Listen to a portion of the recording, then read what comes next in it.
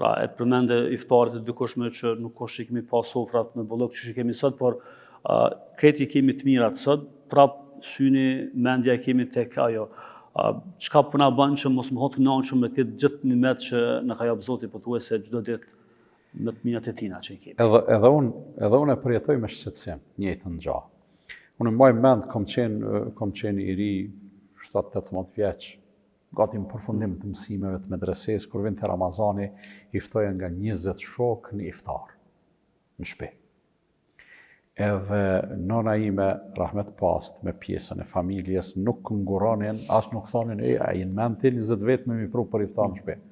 Po, gjatë ditës, e përgatisnin një iftar, unë veç mirë i maj men ato iftar. Nuk e di çka kemi hangër, nuk e di ku e kemi siguru ato ushqim.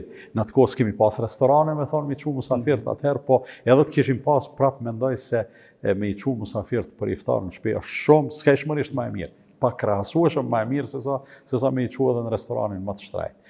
Kështu që si duket, kemi pas më pak, zemrat kanë qenë më të gjana, edhe unë mendoj se pikrisht të zemërgjërsia ose zemërngushtësia është i tër defekti. Sot për shembull me i thirr 5 vetë në iftar, me thonë po i çoj të shtëpia, këtë shtëpia du të më hallakatë. Jo shko bleja ato, jo bane këto, jo du të edhe një ushqim, du të edhe kështu, po pse? A bon me e thirr musafir, a bon unë e ty me thirr një iftar nesër, edhe me të qitë çka kom hangër për vete mbrapa.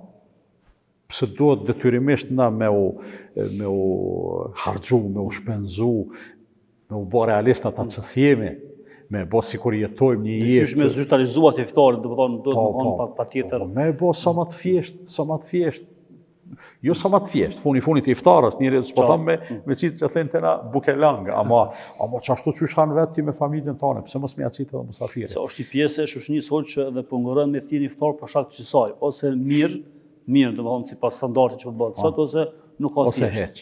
Unë personalisht gjithnjë insistoj edhe xhamatit ju bëj apel në përparaqitjet e mia gjithmonë, aman burra kur të bëni iftar, bëni iftarin të shtëpia.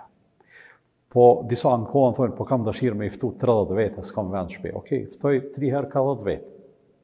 Ose ftoj atë sa të lejojnë kushtet në shtëpinë tënde, por nuk është farz me i ftu 30 vete, 50, 100, 200. Se po kalon nga njerë në ekstravagancë. Edhe unë e kuptoj se iftari edhe Ramazani e ka fut atë rendin e vetë edhe në gastronomi.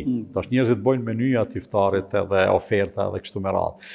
Edhe restoranet po kanë mirë kuptim, ta bojnë edhe një qoshe që aty me e falë akshamin e kështu me radhë. Ama atmosferën e familjes nuk e kompenzon. Nuk paguhet e nuk absolutisht. Edhe për një mend jam insistues në këtë punë edhe për shfrytëzoj rastin. Edhe në punët juve prapë me ri për 3 apelin sa më shumë iftara në shtëpi për arsye se komplet familja sigurisht angazhohen. Ne e dim gratë tona, domethënë një thrasim iftar, po ato të shkretat e bojnë atë mundin më të madh për me përgatit atë iftar edhe janë për çdo lavdat gjithsesi. Mirë, po edhe fëmijët edhe kështu me radhë kur shohin se ka musafir edhe shtëpia po përgatit diçka, mësohen me musafir. Ma kur gjatë vitit kur njëherë nuk të vjen një musafir. Është fjala për me hongër bukë, se për me najt vinë njerëzit, ama unë e maj mend të kalumen me atë standardin, që s'ka mujtë atë standard me uqujt, musafiri nuk është lëshu pa bukë. S'ka pas shansa me... Jo, absolutisht, ka allë musafiri, qysh mos me hongër bukë musafiri. Tash vjen musafiri, i kemi gjithat mirat edhe një qaj, një kafe, edhe hajte i valla.